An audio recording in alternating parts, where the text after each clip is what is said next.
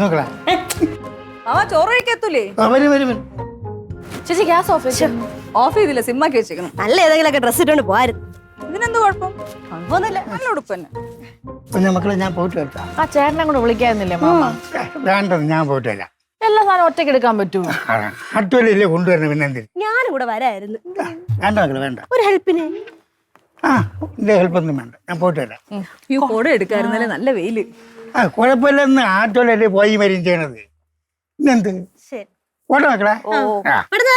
ആ ഞാൻ വരും, ഇപ്പം വരും. ഒന്നും ഒരു കുഴപ്പമില്ല മാമൻ. വാ വാ വാ, പണി. ഡേ നീ അങ്ങോട്ട് വാ, പണിയുണ്ട് നിനക്ക്. എന്നാൽ എന്തുവായിരിക്കും?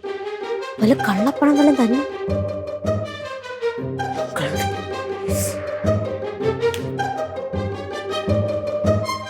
ഹലോ അങ്കിൾ, അങ്കിൾ എവിടെ? അങ്കിളിന് ഗോവയ്ക്ക് പോയ എത്ര രൂപ വേണമെന്നാണ് എടുത്ത് പറഞ്ഞത്? എത്ര? 20,000? ഒരു 15, 20,